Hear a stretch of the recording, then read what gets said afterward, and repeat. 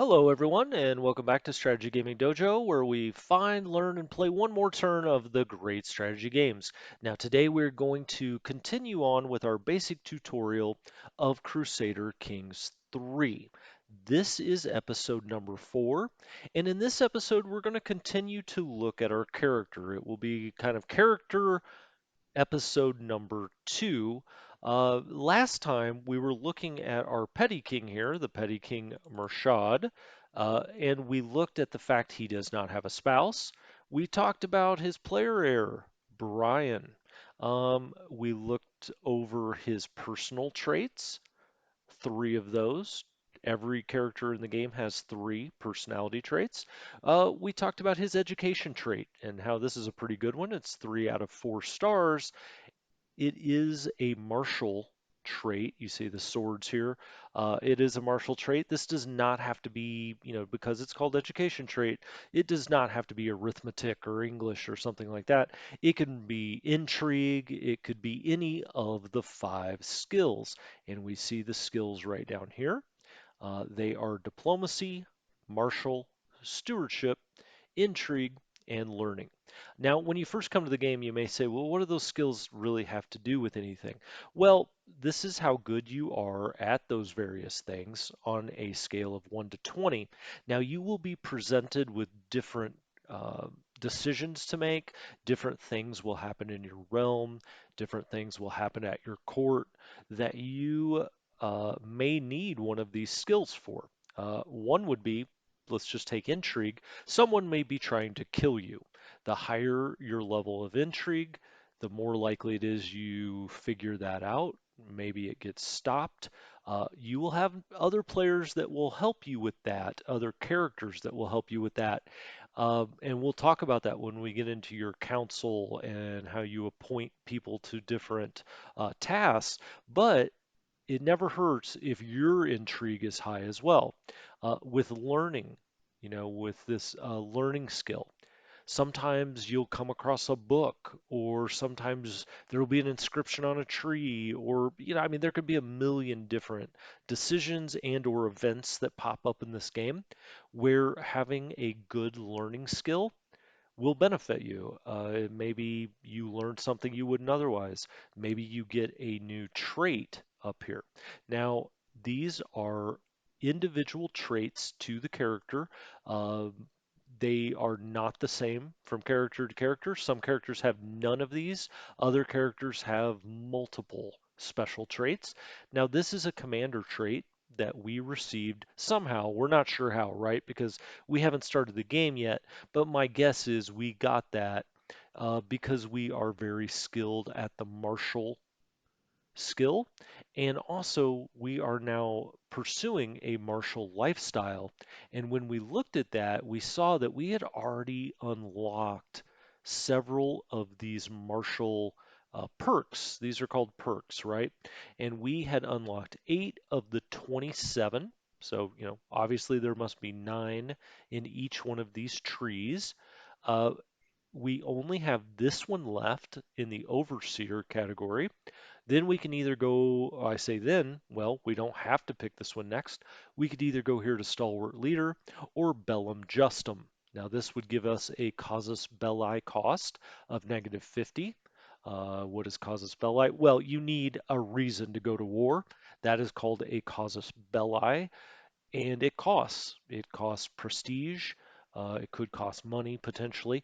And so by getting this perk, it will cost us half as much. It's really that simple. This, we have 15 natural dread. Now we have already unlocked, you can see here, these down this row.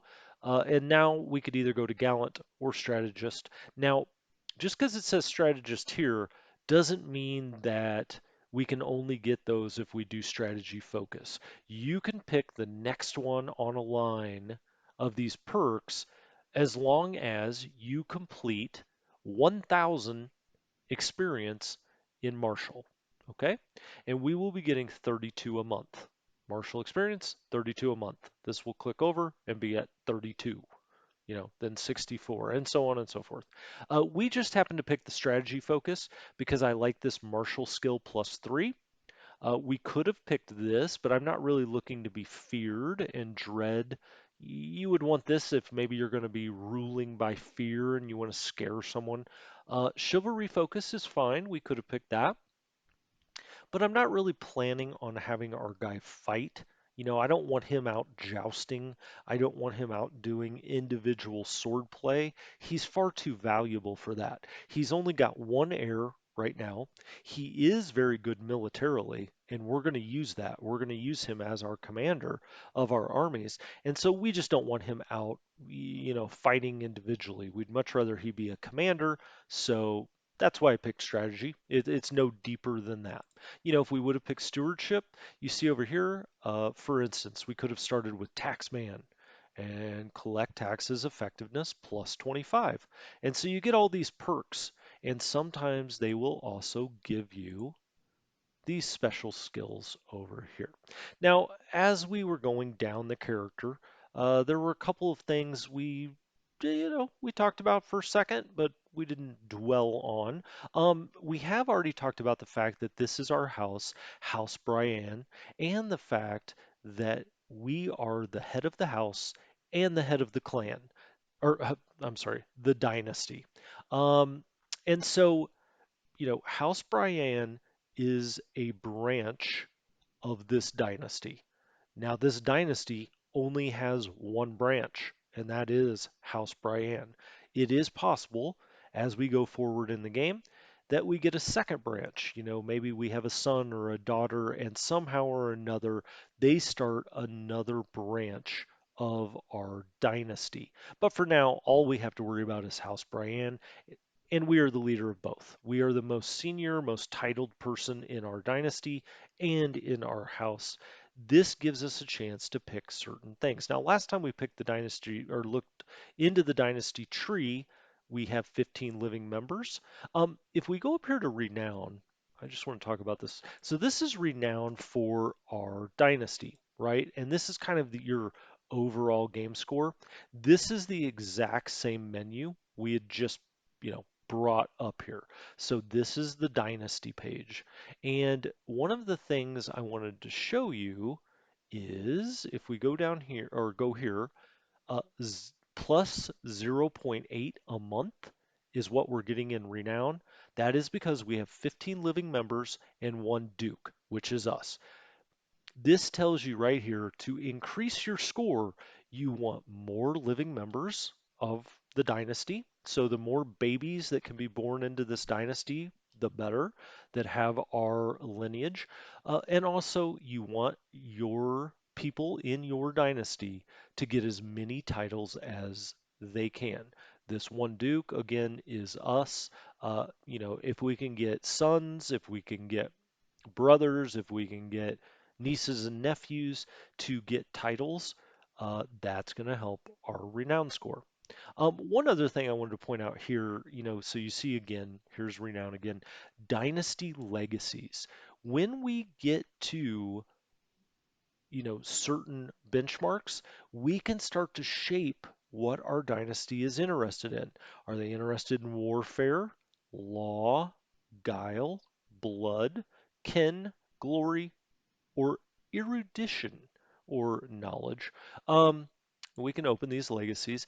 These are, like learning trees. These are the kind of you can trace these through time and kind of shape what your dynasty is interested in, what they're known for, what they pursue, or what they're good at. Now, as you can see, we started down the warfare path. Um, but that's not true. We've also started down the law path. As you see, once we get to 1,000 renown, we can pick one of these things, okay? And so law, popular opinion plus 5, if we were to pick this once we get to 1,000 renown. House warriors, our prowess would go up plus 2, knight effectiveness plus 15. And, you know, oh, this is cool. Noble veins. Chance of inheriting good congenital traits are 30 plus 30. Chance of new good congenital traits plus 30. Well, that's kind of cool, you know? And so again, just like everything else in this game, we're building numbers, and when we get to certain benchmarks, so out of 1,000 here, we will get to pick a legacy. And every time we get to 1,000 again, we can pick another legacy. And so this is, a tree, right? This is a tree. I was actually kind of intrigued by this blood one. I've never picked that one before, but I like the good congenital traits. And so that's House Brienne Dynasty. What, how did we pronounce our dynasty again? Dalgakos. Okay, I have no idea if that's even close. Um, Let's go back here to our petty king. So as we came down here, when we left last time, we had just kind of talked about these very briefly. Again, this is your dread. Your dread can go from 0 to 100. We have a 35 natural dread. That's pretty good. Wrathful, serve the crown. Okay, monthly change, below natural. But okay, you can read what all of these things are. The basic idea is dread is how you get people to do things by fear. Brian, for instance, has a great opinion of us. We can probably persuade Brian, our heir, to do things because he likes us. If Brian did not like us, we could go the complete opposite direction and try to scare the crap out of him. These are the kind of decisions you'll be making. There are just some characters that you don't line up with because of the personality traits that probably just aren't going to like you much. And then, or hey, you could also play a whole game and just try to rule by dread. That could be fun. Over here, we'll see our highest ranking title. This will always be our highest ranking title, and it will tell you we are in a feudal political system. Now we've looked at that down here before. Remember, we have what is it, governments, and we're in a feudal system, and it's a duchy tier realm. Now, why is that? Because we own at least 2/3 of the Duchy of Munster, but we do hold the title. We are the petty king of Munster. Um, so that will always be over here. Now, domain holdings. It says 1 of 5. We are limited to 5. You can see why. Our domain limit is 5 because we are a duke, so that's 2. We have researched bailiffs. That's fine. That's down in our culture. We'll talk about that. So bailiffs give us a +1. Ledger gives us a +1. And this is known to the Irish. Again, this is another cultural thing that we unlocked. And then finally, our stewardship score gives us a +1. Now, given that our stewardship isn't too good, we're probably leaving a realm or two or a domain or two on the table. Now, you may say, why do we only have one domain holding? Well, this is direct holdings, okay? And the only thing we hold directly is the castle in Thomond. Castle Luminich, your castle holding, Luminich, we hold this directly. We cannot hold cities directly. We cannot hold bishoprics directly. We do not hold this castle directly because we have a vassal. And that's the quickest breakdown I can give you as to why we only have quote unquote one domain holding. Even though we control a lot more than that, this is what we control directly. So as you can see, we could go around and pick up 5 counties here and control their castle, assuming they only had one castle in each.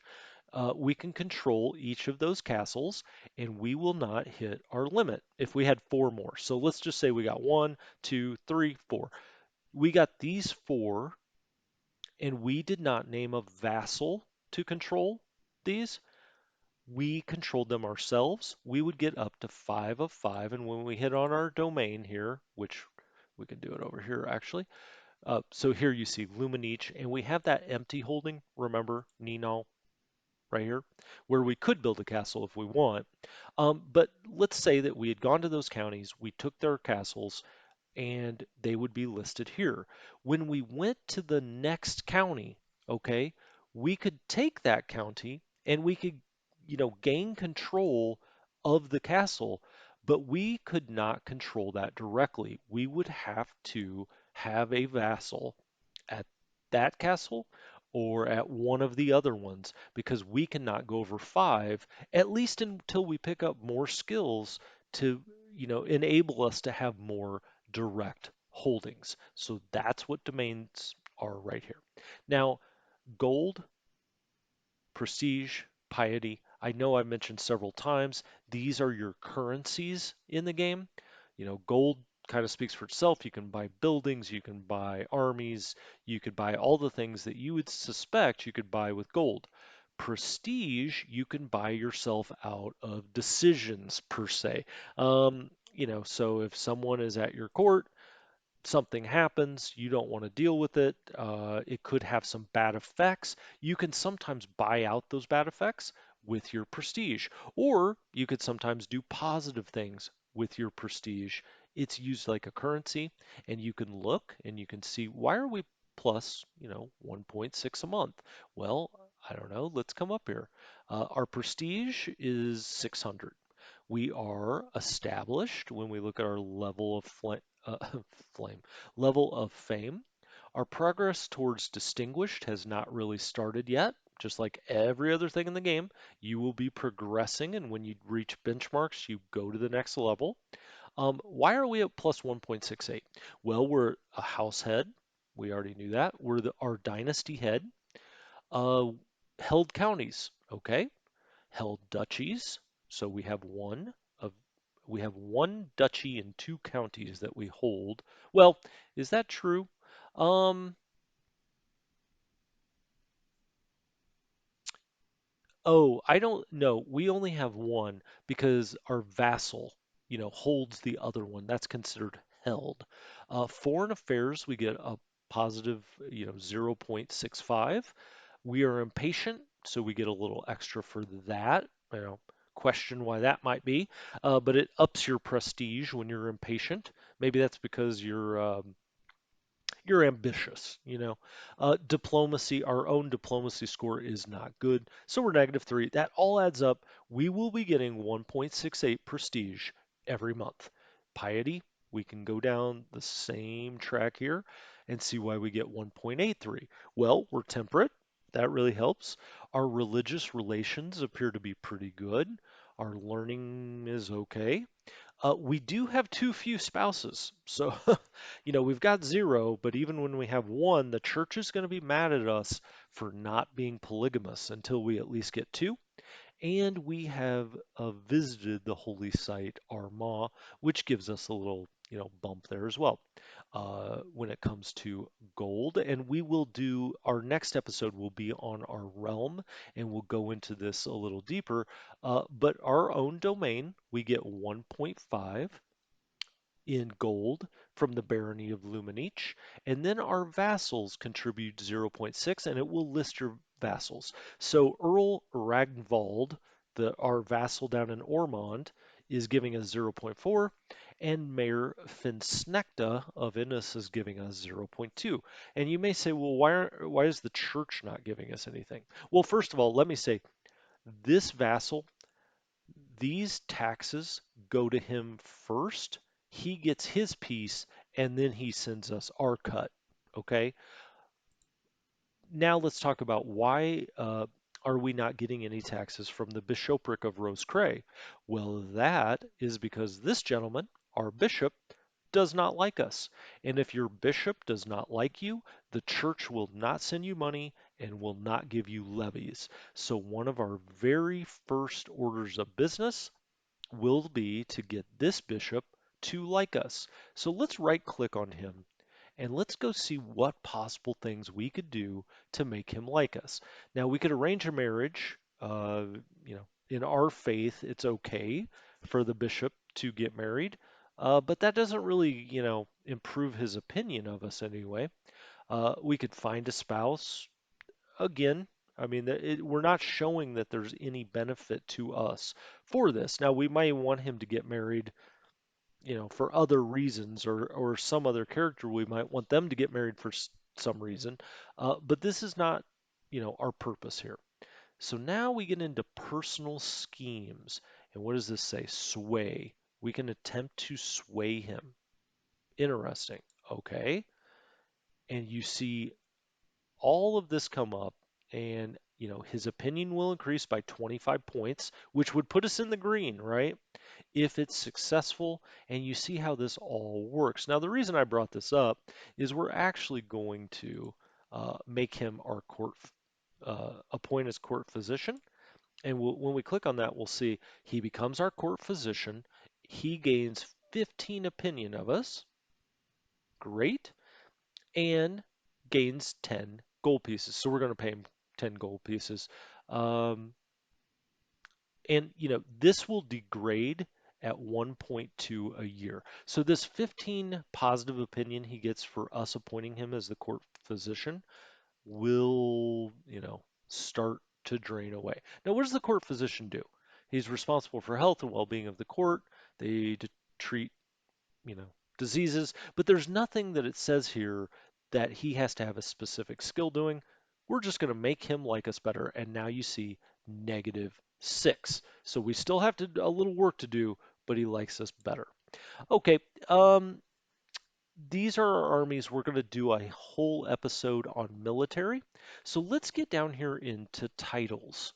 And we have two titles, and as you roll over them, it will show you the land that correspond with the title. So as you can see, we are the Earl of Thomond. And as we talked about before, and as you can see up here, this is a county title. Okay? If we were out in mainland Europe, we might be called a count. But in Ireland, we are called an earl, and this is the earldom of Thomond. It lights up. That is a title we hold. Now, it's not our main title, so we're not called the Earl of Thomond because you're never called a secondary title that you have. You're always called by your biggest title. Now, think about that for a second, right? If you're the King of England, you know, let's go down here. First of all, let's go back to realms. If you are the King of England, you're King Harold, but you also have direct control of this county. I don't even know what this county is. We're about to find out though. Um, let's say you have direct control of Surrey and Sussex. Okay, so you're the Earl of Sussex and the Earl of Surrey. Now, if you're King of England, obviously you're not going to want people to call you the Earl of Surrey. You're going to say, no, I'm the King of England. Stop calling me that. Um, and so, same idea when you're a smaller lord like we are, you're going to still want to be called by your biggest title. And our biggest title is the Petty King of Munster.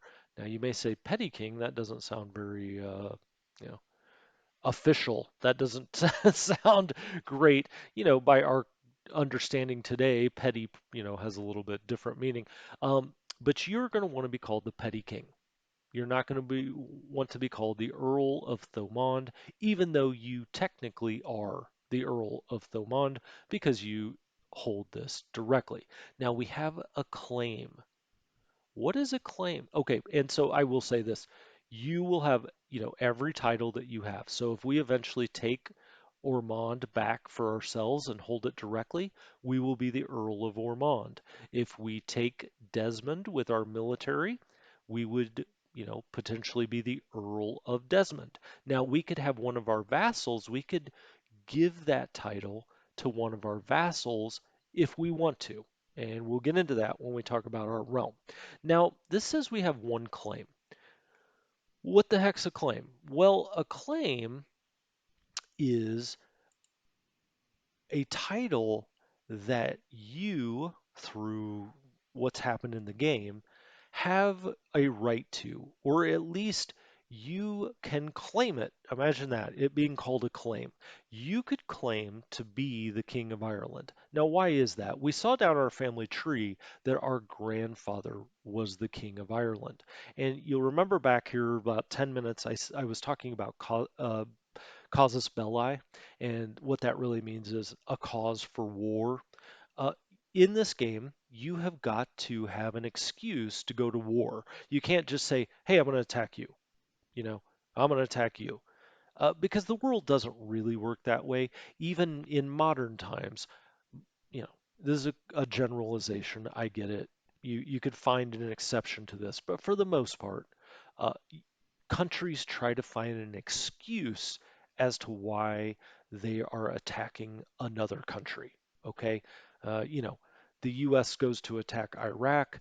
They first try to go to the United Nations and say, hey, Iraq's got weapons of mass destruction. So, you see, it doesn't matter whether it's really true or not true. That's not the point. The point is you need to have an excuse. Well, if you have a claim on something, you kind of have a built-in excuse. You can run around and do things because you say, hey, I'm supposed to be the king of Ireland, and you all have stolen it from me. You're controlling these counties, and I'm the rightful king of the entire island. And that's what claims are. Now, let's go back and look at this again, though. So we have this claim. Oh, I'm sorry. I shouldn't have hit on that. I should stay right here. We have this claim, and it says unpressed claim. What does that mean? Well, you can read it here. Um, these claims are legally tenuous, and they are not inherited by your children. However, they become pressed if they are used as a casus belli to declare war, even if the war ends in, essentially a truce. Um, what does all of that mean? There are two kinds of claims.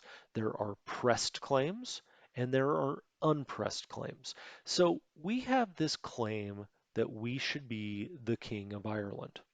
Okay? But if we don't go do anything about it, if we don't use that claim in any way, since it is unpressed, it goes away. Brian will not be able to then claim, hey, I'm the king of Ireland. I should be named the king of Ireland.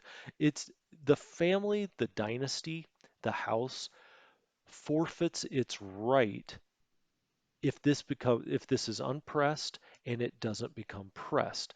So again, as the tooltip said, how do you make it pressed? Well, we could declare war on somebody and give the reason as we, our dynasty, are the rightful kings of Ireland. And let's just say we go attack Connacht, right? And the game says, what is your casus belli? And we click on the thing that says, we are pressing the claim that we are the king of Ireland. If we do that and that becomes pressed, then when Brian he will get this claim. When, immediately upon it becoming pressed, it will show up down here that Brian now has the claim to be the king of Ireland because as his father, we're running around saying we should be the king of Ireland. Does that make sense? I hope it does. Essentially, these claims can be very powerful. This is something that you'll be looking at when you look at marriage proposals because you depending on what you're looking for when you get married, you may want to marry someone who has pressed claims that you can then pass on to your children, or you can use yourself to get more titles. So I don't know, let's make up something. Let's say that we marry someone that has a claim on the title of, you know, King of the Welsh, so King of Wales. We see Wales here, right? King of Wales is not yet created, but let's say we marry a woman who comes from, some noble stock that claims that they are the rightful kings and queens of Wales. Well, we marry, we could now use that, or our children can use that to say, hey, we're attacking Wales. Why?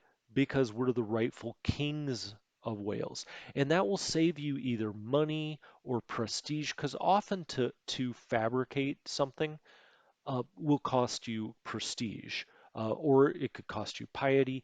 There are different casus belli, but they all cost you something, right? But if you have one in a claim, they don't cost because you can just say, well, the reason I'm doing this is obviously because I'm the rightful king. And that's what claims are. Now, down here, you will always see a character's family, their parents, generally their grandparents. Now, we have secondary spouses. Again, a little unusual. There's not a ton of polygamous places, especially in Europe. Now, if you get out into other parts of the world, it could be or maybe not be. You just have to check on your religion. Your children will be here, including your primary heir. We have no other children. We're going to have to be working on that, if you know what I mean, because really having only one child and that's your primary heir is playing with fire. If something should happen to Brian, or if he becomes king and then very quickly dies with no heirs, that's it. Ball game over. Then we have our half brothers, and we'll go look at them when we interact with characters. Now, one other thing I want to point out is everything that we see on, well, not everything, but many of the things that we see on the player card here, if we go down here, we can see again. So again, this is our top title. It also shows the line of succession.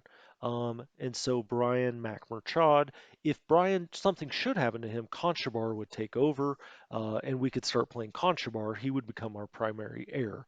Um, this just tells you that primary title. This tells you your lifestyle, your stress level. Now, if we ever want to go look at House Brienne down here, we can bring it up. This is our dynasty page, our renown page again.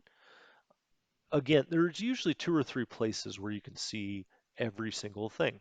This is our faith, and we could go look at beliefs or holy sites.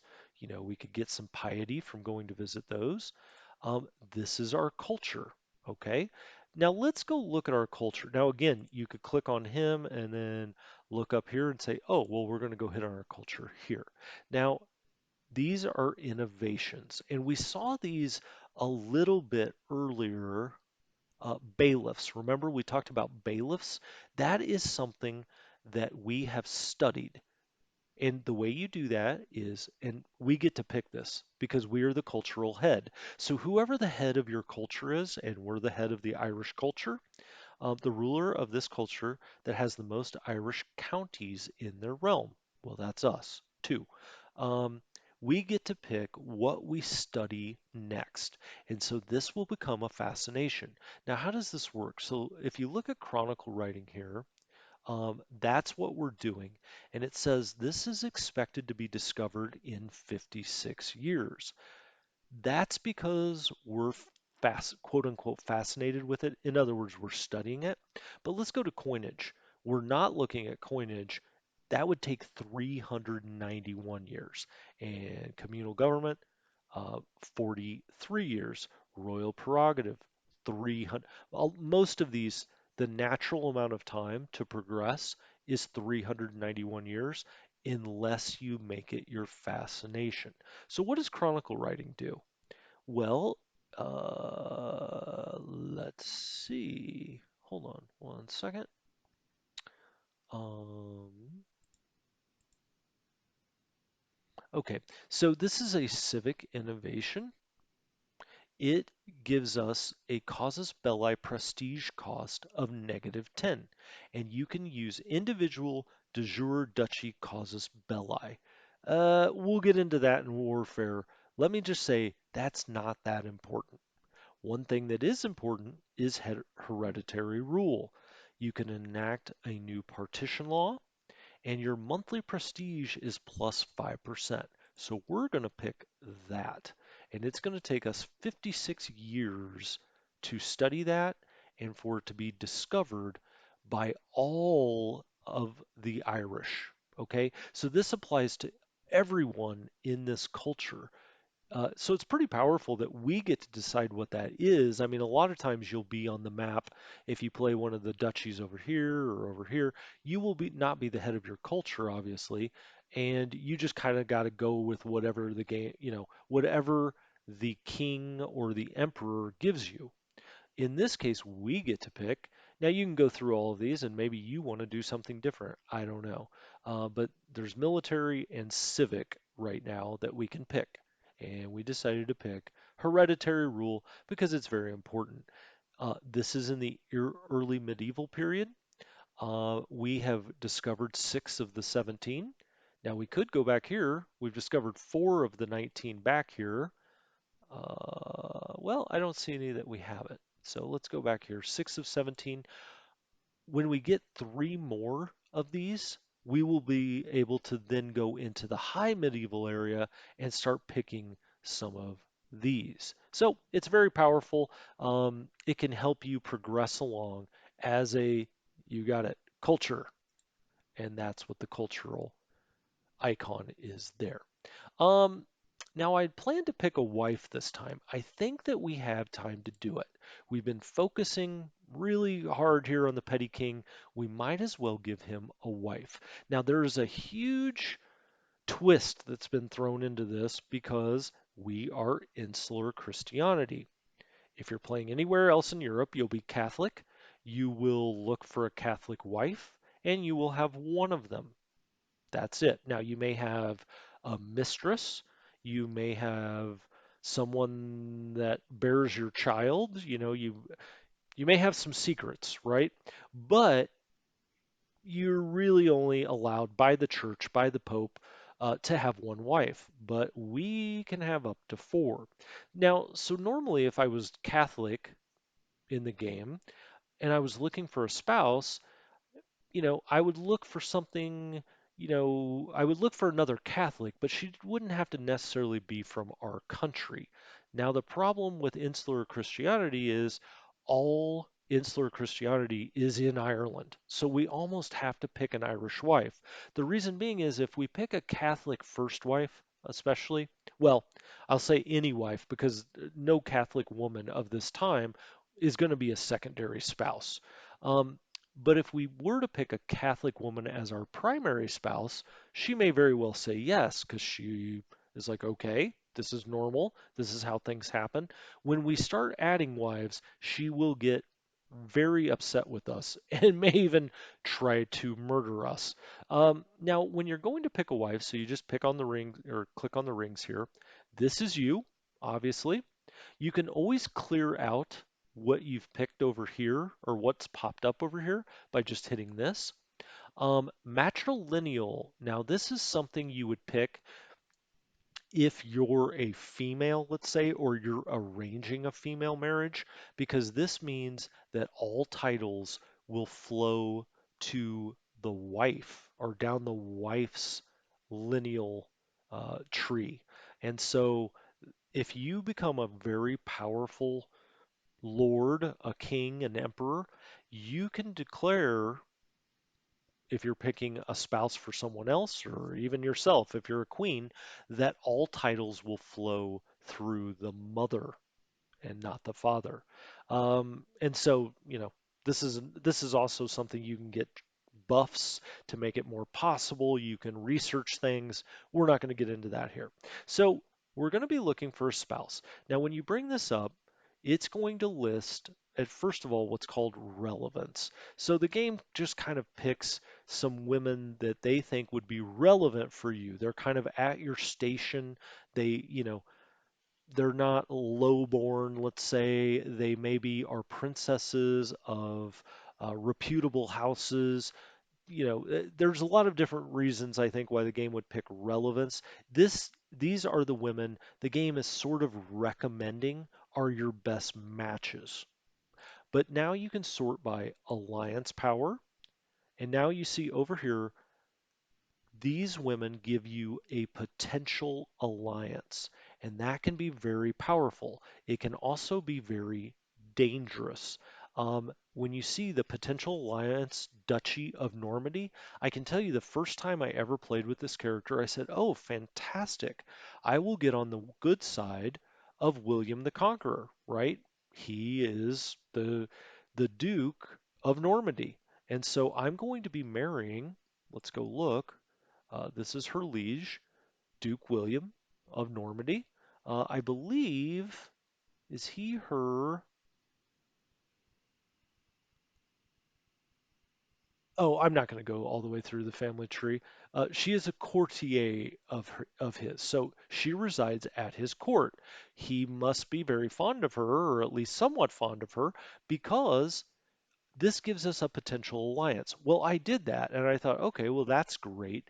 And in one of the great twists of the game, I should have thought of this, but immediately he goes to attack England and he calls me into the war, the little petty king of Munster. And I was like, oh my gosh, that really backfired.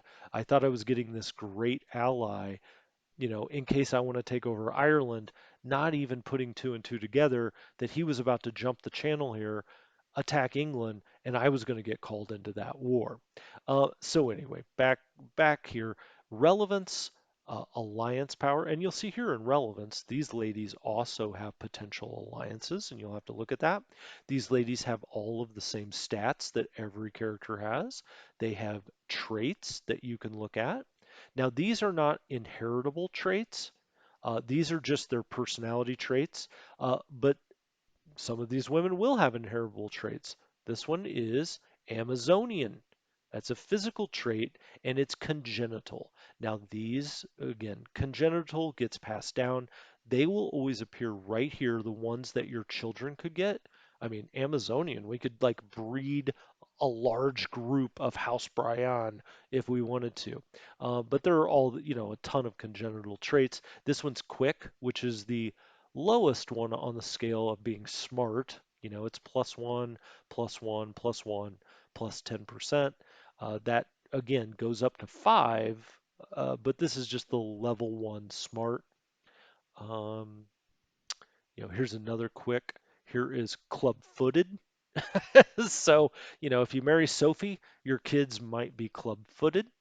So you have relevance, prestige gain, their rank, their age, their opinion of us, their diplomacy. So we can start to look, let's say we want a, a, a queen who, well, I say a queen, a duchess, who is very good at diplomacy because they do help you with these things.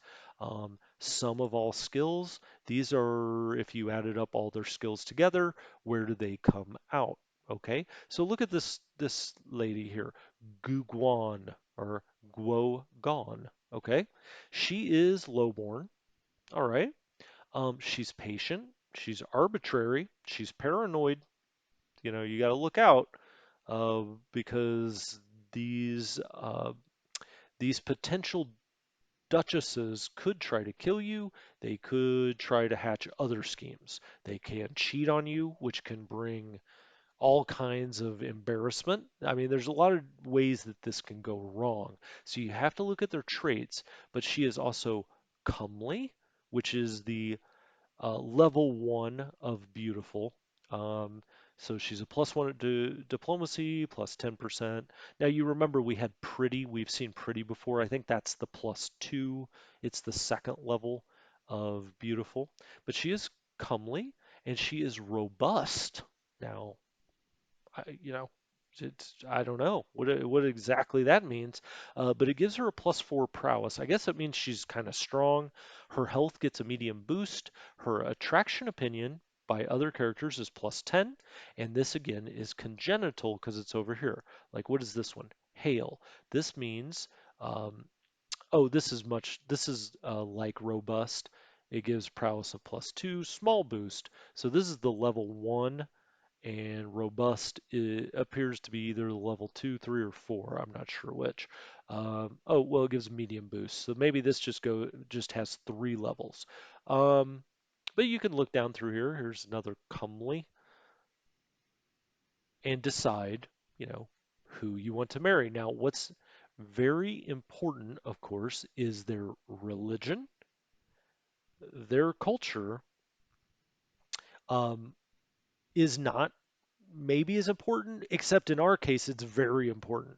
So we will be probably looking at someone who is Irish. Now you can also go over here to this magnifying glass and basically filter anything that you want. So we definitely want a woman that is fertile. We need to have children, right? We'll not worry about this right now. It's not so important. Health, we'll keep it in there. Okay, culture. Let's go to Irish and let's go to traits because I would like to have some inheritable traits There is literally no women eligible to marry of the Irish culture that have inheritable traits. Okay. But here are women that are in our Irish culture. It's possible that they will be okay if they're insular Christianity. And we could also do that. We could just, instead of being Irish, we could do insular Christianity. Now we could try to do traits. Nope, still nothing. So we'll go back to all. Here are all the women that are in insular Christianity that, were eligible to marry.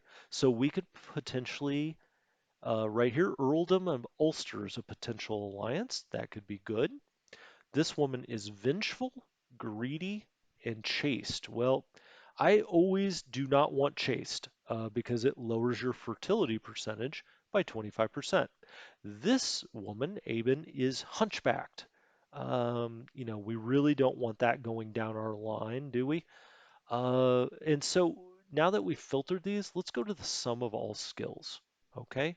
And these are the top women by the sum of all skills. Now, a reason, again, why we're doing this is it's probably fairly important that, you know, our wife is okay with polygamy. But in this case, we're just going to roll the dice. Let's roll the dice, y'all, and see what happens because I think that we want to try to get a line that is pretty. So why don't we try to do that? Let's marry Guguan. She's patient, she's arbitrary, she's paranoid. Doesn't sound like, she'll be a lot of fun, but okay, whatever. Now, when we click on her, it says children of this marriage will be born into House Brienne. That is because we did not pick matrilineal. If we did pick this, it would be into the Gugon dynasty. Now you can't do this because she is lowborn, but okay. Chance of children is medium. Okay, evidently she was kind of a normal fertility. She is comely, so she's +1. So she's considered pretty, right? She's considered comely, if you will. She is also robust, so we could have some big, healthy children. Then you see how much prestige we get for marrying her. None. I mean, she's lowborn. The game told us that. And then she gets 600 personal uh, prestige for marrying into our family. I mean, she's marrying a duke and she was lowborn. Will accept +61. It's very likely they're going to accept if they're lowborn. I mean, she's getting to be a duchess like immediately, or a petty queen, I guess, in our land. So let's send proposal, and there we go, and we're off. So now once we start the game, it will tell us if she has accepted or whoever would arrange a marriage for her, whoever her liege is, if that person has accepted. And we'll get into that as we start the game. Now, one other thing we need to do is pick a wife for Brian. Oh gosh, Brian. Now, who are we going to find for this rascal, this bold lackey? Let's look for a spouse for him. And maybe this one will look for a good potential alliance. Okay, and this is a pretty good one. The Principality of Gwynedd. Now, why is that good? So let's click on it once, let's click on it twice, and go look. Well, that is right here. So look where we are, Munster. The woman we were just looking at gets us a potential alliance with this Welsh. He's a prince, okay? This is a duchy tier realm. So the Principality of Gwynedd is basically a duchy, just like our petty kingdom is essentially a duchy. So we're on the same level, same rank, but it might be nice to have a friend over here who could potentially help us in a war. Keep in mind, though, he may get drug into a war either in England or in his own parts that would drag us in. But you know what? For fun, let's take that chance. Let's get Brian betrothed. And so we're going to click on this again. This is her. She's honest, temperate, yet wrathful. So I hope Brian doesn't really, you know, piss her off in any way. Um, she's bad at diplomacy, decent at martial, good at stewardship, so that's good. Okay, let's do it. And this guy will be arranging the marriage. He is the prince over there. I will be arranging the marriage for Brian. Plus 12, she likes me okay, which is good. And Brian gets a 300 prestige. That's nice. And she gets a 200 prestige from us. Okay. They will be you always want to check this. The children will be born into House Brienne. Now, hooks. We haven't talked about that. We will talk about that in a future episode. So let's send that proposal. And when we come back next time, we're going to start the game and we will see if we get our ginger haired Brian married off. We will see if a lady has decided to marry us, the fair lady Gugwon, and we will go from there. So it's been an absolute blast. Thank you so much from Strategy Gaming Dojo. If you enjoyed this, please give me a subscribe. I would appreciate it, or a thumbs up. Let me know how you're liking the videos. If you have any further questions, throw them down in the comments. I'm always happy to answer them, or we can kind of talk about it if there's something you don't understand. I'm trying to move, through this very methodically, but there's obviously things that may come up that you say, hey, I don't quite get that concept. Just let me know. So, as always, thank you very much, and I'll talk to you next time.